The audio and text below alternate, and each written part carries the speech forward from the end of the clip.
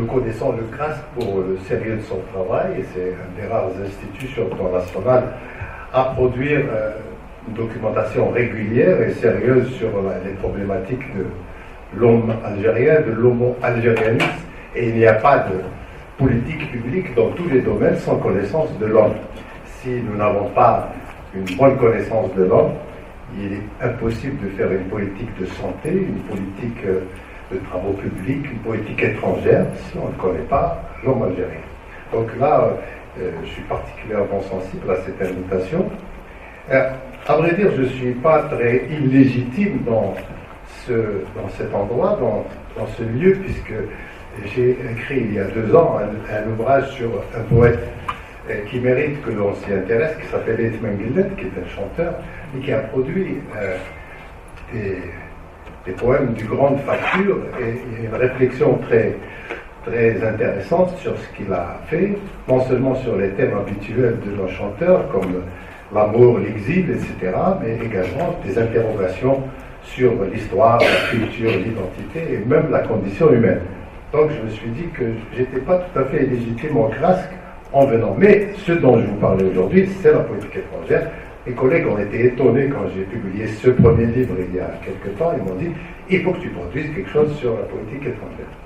Et c'est donc fait. Et il faudrait que je dise un petit peu d'abord pourquoi cet ouvrage. C'est un ouvrage que je devais pas vraiment écrire, puisque je devais enseigner, quand je suis rentré de Londres en 2019, je devais enseigner à l'Institut diplomatique, mais comme vous le savez, la pandémie sur du Covid-19 a fait qu'il était impossible de donner un cours quelconque, et c'est là que je me suis attelé à rédiger ce travail. Il faudrait dire rapidement ce qu'il n'est pas, ce que ce bouquin n'est pas, avant de dire ce qu'il est. Il n'est pas un livre de mémoire. Beaucoup de collègues, c'est-à-dire l'a annoncé, se lancent dans ce travail, et c'est normal, c'est une focalisation sur leur expérience personnelle en tant qu'ambassadeur. Ils écrivent des mémoires qui seront autant de témoignages sur des facettes de notre politique étrangère, sur des facettes de nos relations avec les pays étrangers.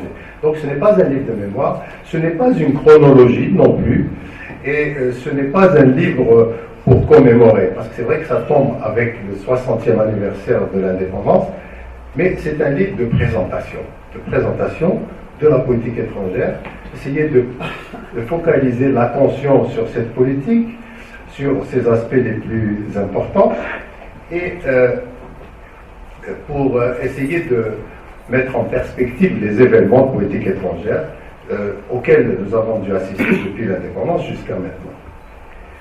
Il faut essayer peut-être au début de dire ce qu'est la politique étrangère, en 2 mots.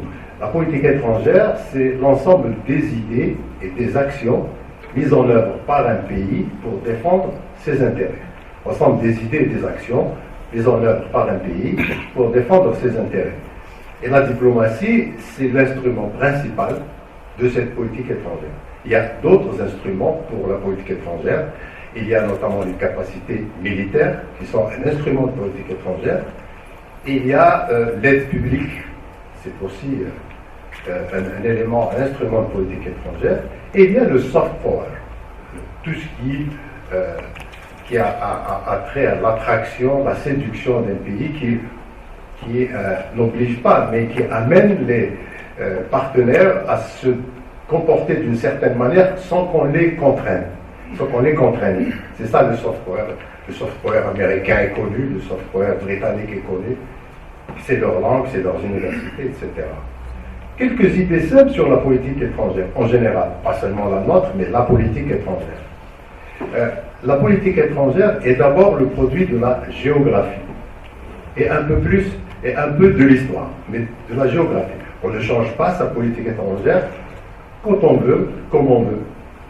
On peut avoir des régimes tout à fait différents, mais la politique étrangère se ressemblera à cause du voisinage, parce qu'elle est dictée par le voisinage géographique et un peu par l'histoire.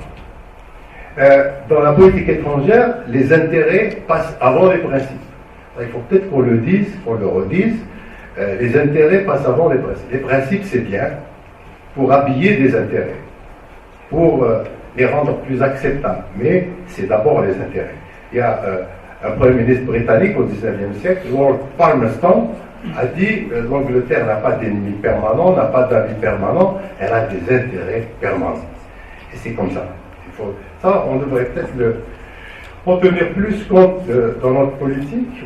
Il y a un de nos collègues, des anciens collègues, nous étions jeunes, qui nous disait les intérêts, c'est comme quand vous arrivez dans un hôtel. Alors, vous avez des bagages, vous n'avez pas de bagages. Les intérêts, c'est comme les bagages. Si vous en avez trop, c'est encombrant. Si vous n'en avez pas assez, vous paraîtrez louche. Il faut en avoir un minimum. Troisièmement, la société internationale, ce n'est pas une société de droit. On l'oublie. C'est une sorte de jungle, avec quelques règles, mais enfin, c'est une sorte de jungle. Il n'y a pas d'autorité qui a le monopole de la force légitime, comme dans le droit interne. Phrase de Max Weber. Il n'y a pas d'autorité internationale qui est chargée de rendre la loi, d'exécuter la loi. Il y a un Conseil de sécurité qui est un gendarme assez particulier, qui est un peu parfois désarmé, qui est parfois, qui n'est pas tout à fait partial. Et donc, ce n'est pas une société de droit, il faut se le mettre dans la tête. Autre chose, il n'y a pas non plus de communauté internationale, malgré le fait qu'on répète dans la presse tous les jours, la communauté internationale a décidé. Non, il n'y a pas de communauté. Il y a des groupes d'intérêts, et quand les journaux occidentaux disent la communauté internationale sanctionne la Russie, non, c'est les pays occidentaux qui sanctionnent la Russie. Quand on voit les autres pays qui ne sont pas dans les sanctions, on voit qu'il n'y a pas de communauté internationale. Il y a seulement des groupes. Il y a aussi une autre idée qu'il faut mettre en avant. La politique extérieure est souvent le reflet de la politique intérieure. Le reflet de la situation intérieure, si ce n'est de la politique intérieure, elle est le reflet de la situation intérieure. Je m'explique. Il y a des moments où un pays est très faible sur le plan intérieur, il connaît des crises, il connaît un manque de consensus national, il connaît parfois une guerre civile. Cette situation se ressent au plan de sa politique étrangère. C'est connu, on n'est pas à l'aise. L'exemple le plus connu dans l'histoire, on peut en citer deux, c'est l'Empire ottoman vers la fin de son histoire. Vers la fin, on l'appelait l'homme malade de l'Europe. L'homme malade de l'Europe, et il a été dépecé par les puissances occidentales parce que sa situation interne était très mauvaise, il était très faible. Donc il n'avait plus de politique étrangère. La Russie, après 91, entre 91 et 2001 à peu près, du temps de Boris Yeltsin, elle avait de gros problèmes internes, elle avait une politique étrangère très faible. Elle a dû renoncer à plein de choses durant cette période. Et donc c'est toujours le reflet de la politique intérieure. Et enfin, une idée qu'il ne faut pas oublier, nous sommes des États de moins en moins souverains et de plus en plus interdépendants. Ça, c'est une idée qu'il faut garder en tête aussi. Nous ne sommes pas souverains pour des tas de raisons, parce qu'il y a les marchés qui déterminent une partie, les marchés internationaux, les marchés financiers, qui déterminent en partie nos comportements. Il y a la supranationalité, quand c'est nous-mêmes qui nous attachons, dans le cadre d'un regroupement régional, à renoncer à un certain nombre de nos attributions. Donc voilà quelques idées générales, et puis pour que je puisse parler un peu du travail qui est aujourd'hui devant vous, cet ouvrage. Alors il y a trois parties dans l'ouvrage. Une partie, la première, qui s'appelle l'action bilatérale et régionale, l'action bilatérale et régionale. La deuxième partie, c'est l'action multilatérale, et celle qui consiste à faire face aux défis globaux, aux défis que nous ne pouvons pas faire, auxquels nous ne pouvons pas faire face tout seuls. C'est les défis globaux, c'est l'environnement, c'est le terrorisme, c'est la cybercriminalité, etc. C'est des défis globaux que nous sommes obligés d'aborder avec des autres pays, en particulier dans les organisations internationales comme les Nations Unies. Donc ça, c'est l'action bilatérale. Ensuite, l'action multilatérale, comme je l'ai dit, l'ONU et les organisations internationales. Et troisièmement, la partie 3, c'est les moyens de l'action extérieure. Quels sont les moyens de cette action? Principalement l'appareil diplomatique, mais pas que. Donc pour la première partie, c'est-à-dire celle qui s'occupe des relations bilatérales, il y a dans cette partie tous les pays sont mis sur le même pied. Il y a ceux avec lesquels nous avons des relations stratégiques et ceux avec lesquels nous avons des relations moins importantes. Ceux avec lesquels nous avons des relations stratégiques, ce sont essentiellement deux catégories. Ceux qui sont nos voisins et ceux qui sont des grandes puissances. Ça, c'est les relations stratégiques. Le reste n'est que littérature.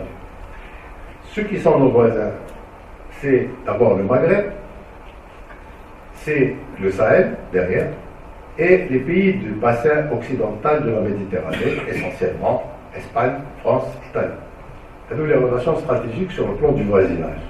C'est toujours important, nous n'allons pas déménager, ils ne vont pas déménager. Donc elles sont toujours très stratégiques. La deuxième catégorie de relations stratégiques, c'est celle que nous entretenons avec nos grands partenaires. C'est la Chine, c'est la Russie, c'est les États-Unis, la Grande-Bretagne, l'Allemagne, à peu près. La France pourrait faire partie de cette catégorie, mais elle est déjà dans la première par le voisinage. Ensuite, nous avons notre intégration en région, notre insertion dans le voisinage, c'est une autre catégorie de pays. Alors nous avons trois catégories de relations avec les groupements régionaux. Il y a une relation avec l'Union européenne, c'est une relation d'association, nous avons un accord d'association, et nous avons deux autres, c'est des relations d'appartenance, la Ligue arabe et l'Union africaine. Là, on analyse ça, on essaie d'analyser l'historique de ces pays, quel est notre rôle à la Ligue arabe, quelle est la situation de la Ligue arabe, son poids, son effectivité, etc. Et de la même manière, à l'Union africaine, comment nous nous comportons, quel est le poids de l'Algérie, quelles sont les réalisations et les défis de l'Union africaine. Donc ça apporte ces problèmes. Ensuite, nous avons une autre catégorie de pays, nous sortons du stratégique, mais ça pourrait être un stratégique. C'est des relations avec les pays émergents, et principalement ce qu'on appelle maintenant les BRICS. Les BRICS, Brésil, Russie, Inde, Chine et Centrafrique, Afrique du Sud. Donc ça, c'est une relation un peu nouvelle. Sur le plan chronologique, on peut dire à peu près les 15-20 dernières années au maximum. Elle est en train de se développer, de changer, d'évoluer vers quelque chose de différent à la lumière des changements intervenus sur le plan international. Donc voilà pour cette partie BRICS. Dans la partie multilatérale, alors il y a pas mal de cadres dans lesquels nous avons évolué sur le plan multilatéral. D'abord l'ONU, au sein des Nations Unies. Au sein des Nations Unies, nous avons eu une action importante depuis 1962. Nous avons le groupe des pays non alignés, le groupe des 77, l'organisation de la conférence islamique, et puis nous avons des relations avec un groupe qui s'appelle le G7 et un groupe qui s'appelle le G20. Donc tout ça, c'est les cadres d'intervention. Alors si on les prend une à une, un à un, il y a eu un certain nombre de thèmes dans lesquels nous avons été particulièrement actifs. Il y a la décolonisation, nous avons été actifs, c'est dans l'ADN de l'Algérie d'avoir aidé les pays, les mouvements de libération, notamment en Afrique, et notamment les mouvements de libération des anciennes colonies portugaises, mais pas que, également la discrimination raciale et l'apartheid. Sur le développement économique, nous avons une action qui a été importante, qui a été significative. Nous avons le pays qui a porté, avec quelques autres, l'idée du nouvel ordre économique international. On essaie de s'interroger dans le livre où on est aujourd'hui, le nouvel ordre économique, quel a été son bilan. Est-ce que ça a été une tentative don quichotesque de changer les relations internationales, ou bien ça a donné quelque chose d'intéressant de le voir. Il y a la paix et la sécurité internationale, bien sûr. Notre diplomatie, notre politique étrangère, est une politique des pays qui luttent pour la paix, la sécurité internationale. Il y a au moins un thème en ce qui concerne la paix et la sécurité internationale sur lequel notre pays a été très actif. Il a exercé un certain leadership, on peut le dire, c'est le problème du terrorisme. C'était depuis dans les années 90 et dans les années 2000. Sur le plan du terrorisme, nous avons été extrêmement actifs parce que pour expliquer notre position, parce qu'on ne la comprenait pas toujours, elle a fini par être comprise, après notamment les attentats de New York de 2001, elle a failli par être comprise quand il y a eu des attentats à Madrid, quand il y a eu des attentats à Londres, et cette politique est devenue une politique qui comptait dans notre politique extérieure. Il y a eu aussi les droits de l'homme. Les droits de l'homme, ça a été un axe important de notre politique, il le reste, mais notamment durant les années 90 où notre pays a été accusé de violations massives de droits de l'homme à cause de la confrontation de l'État avec les groupes terroristes islamistes qu'il y a eu pendant quelques temps, quelques années. Donc il a fallu défendre cette position, il a fallu l'élaborer, et elle était surtout la cible des attaques des organisations non gouvernementales, pas tellement des gouvernements. Donc là-dessus aussi, c'est intéressant de se pencher sur ce thème des droits de l'homme. Nous avons pris deux initiatives importantes dans ce domaine. L'une du temps du président Zerouane, qui a invité un panel de personnalités importantes, qui a visité l'ensemble du pays pendant 2 semaines. Et je suis personnellement celui qui a accompagné ce panel. Il y avait des chefs d'État, des premiers ministres, il y avait Madame Simone Veil, il y avait le président Mário Soares du Portugal, il y avait le premier ministre jordanien Abdelrahman Kaberiti, et on est venu, je me rappelle, à Oran, parmi les étapes de ce voyage à travers le pays, pour leur expliquer comment l'Algérie faisait face au terrorisme, pour rectifier un certain nombre de malentendus sur cette question. Plus tard, vers 2000, 99-2000, le président Bouteflika a invité les ONG les plus actives, les ONG internationales les plus actives et les plus hostiles, je dirais, sur cette question. Il les a invités à Alger. C'est Amnesty International, c'est la Fédération internationale des droits de l'homme, c'est Human Rights Watch et c'est Reporters sans frontières. Donc ils sont venus se rendre compte eux-mêmes comment se passaient les choses dans ce domaine. Il y a l'environnement qui est devenu un thème extrêmement important, c'est inutile de revenir là-dessus, mais nous avons été actifs. La politique étrangère algérienne, la diplomatie algérienne a été active sur cette question, notamment parce que nous sommes un pays qui aura à souffrir du changement climatique et de la désertification. Troisième partie, là je vais essayer d'aller un peu plus vite, c'est un peu là que ce travail, ce modeste travail que j'ai fait, se distingue un peu des publications qui ont été faites auparavant, parce qu'on se penche aussi sur les moyens de cette politique étrangère. Parce qu'il faut être à l'intérieur du ministère de la diplomatie pour pouvoir valablement essayer de dire quelles sont les actions, comment se caractérise l'outil diplomatique de l'Algérie. Donc c'est l'appareil diplomatique, c'est quoi le ministère des Affaires étrangères, quel est son rôle? Rapidement, c'est pour donner de la cohérence à l'action extérieure de l'Algérie. Donc c'est un travail permanent de coordination des actions. Quand un ministre de l'Environnement ou de la Justice va à l'étranger pour se réunir, pour participer à une conférence internationale, il est toujours important de passer au ministère des Affaires étrangères pour s'entendre sur les idées que ce responsable va défendre à l'étranger, afin qu'il n'y ait pas de couac, afin qu'il n'y ait pas de problème avec notre orientation générale. Et donc là, l'appareil diplomatique du ministère, c'est ça. Et il y a aussi l'appareil diplomatique au sens les ambassades et les consulats. Nous avons un certain nombre d'ambassades à l'étranger qui ont besoin d'être informées, qui ont besoin d'être orientées, de recevoir des instructions. Et normalement, elles défendent toutes la même orientation. Le diplomate lui-même, il faut se pencher sur sa formation, comment nous formons nos personnels, comment sont-ils formés, est-ce que c'est une formation satisfaisante ou pas? C'est intéressant. Il y a des défis à l'existence même du diplomate aujourd'hui. Certains disent qu'avec avec le développement des moyens d'information, le diplomate n'a plus de raison d'être.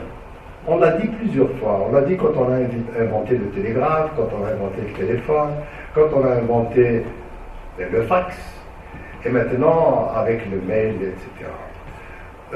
C'est vrai que ça rend le travail du diplomate un peu plus différent, un peu difficile, mais ce travail est toujours important. Quand le chef de l'État rencontre un homologue d'un pays étranger, et c'est vrai qu'il le rencontre plus facilement qu'avant, il peut même avoir des discussions en visioconférence, le travail est quand même préparé par des diplomates. Son travail, son intervention est préparée par les diplomates. Donc il n'est pas frappé d'obsolescence. Le diplomate est toujours là. Alors quel est le rôle du diplomate? La Convention de Vienne sur les relations diplomatiques de 1963, dans son article 3, dit que le diplomate a 5 fonctions principales. Il est là pour représenter son pays, il est là pour protéger les intérêts de son pays et la communauté qui y vit quand il y en a eu. Il est là pour négocier des communiqués communs, négocier des accords, négocier des memorandums of understanding, MOU. Il est là pour s'informer et informer. Il s'informe de ce qui se passe là-bas, il informe son administration et inversement, il voit ce qui pourrait être utile aux partenaires pour l'informer. Il est là, en gros, pour promouvoir les relations avec les pays. Donc, cela, c'est une tâche qui ne change pas. Par contre, ce qui change depuis quelques années, c'est la polyvalence demandée aux diplomates. Le diplomate doit s'intéresser à l'économie, doit s'intéresser à la politique, doit s'intéresser à l'environnement, puisque c'est devenu un thème important de discussion. Il doit s'intéresser à la culture de son pays. Quelle est la culture de son pays, son histoire, pour pouvoir en parler valablement. Voilà, ensuite, les autres moyens qui sont au service de la politique extérieure, et j'en terminerai là. J'ai dit l'aide publique. L'aide publique, c'est un instrument de politique étrangère. Vous avez tous dû suivre dans la presse la création de l'Agence algérienne de coopération internationale, qui vient d'être dotée d'un budget de 1 milliard de dollars pour pouvoir aider essentiellement les pays africains dans leur développement et asseoir leurs relations avec notre pays. Il y a les capacités militaires. Il n'y a pas de politique étrangère sans capacité militaire suffisante. Ça tombe sous le sens. Il y a maintenant d'autres formes de diplomatie qui sont en train d'apparaître, auxquelles on s'intéresse de plus en plus. La diplomatie économique. Essayer de faire de nos ambassades des plateformes pour vendre nos produits à l'étranger et aussi pour encourager l'investissement étranger dans notre pays. Il y a la diplomatie parlementaire. Les parlementaires aident à faire connaître, théoriquement, à faire connaître les positions de notre pays à l'étranger. Il y a même une diplomatie sportive, les Jeux d'Oran il y a quelque temps, ça fait partie de la diplomatie sportive et qui aide à faire connaître le pays. Il y a la diplomatie sanitaire, on l'a vu durant la pandémie, il y a des pays qui ont été particulièrement actifs dans ce domaine, comme ceux qui ont mis en place les vaccins.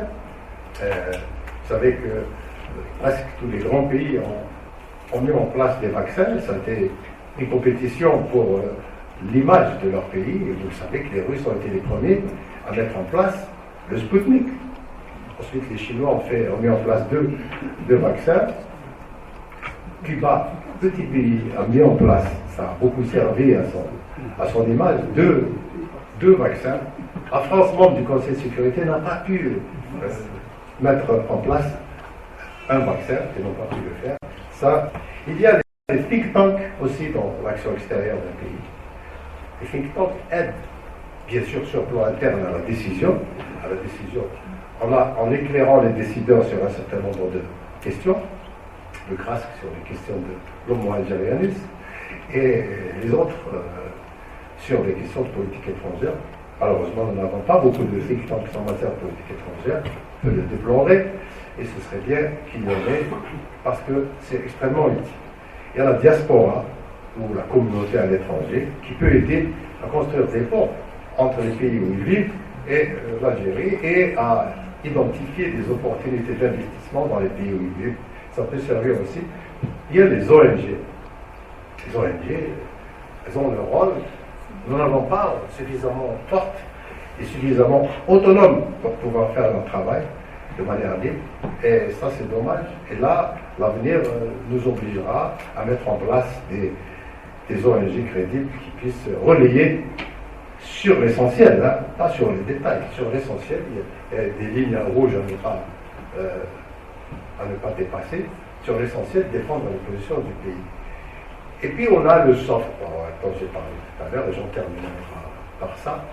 Le soft power, c'est tout ce qui attire les autres sans les contraindre, mais qui les oblige un petit peu à aller dans notre sens.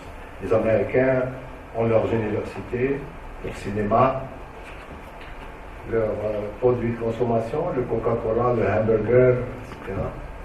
Et les Anglais, ils ont leurs universités, ils ont la monarchie, et les gens suivent. Il y a un pouvoir de séduction important. Et il est donc bon de construire son soft power. Les Égyptiens ont l'histoire, ils ont leur histoire extraordinaire qui contribue beaucoup à attirer les pays dans leur face. Voilà, j'espère ne pas avoir pris trop de temps et on va pouvoir suivre vos questions. Merci beaucoup, ça.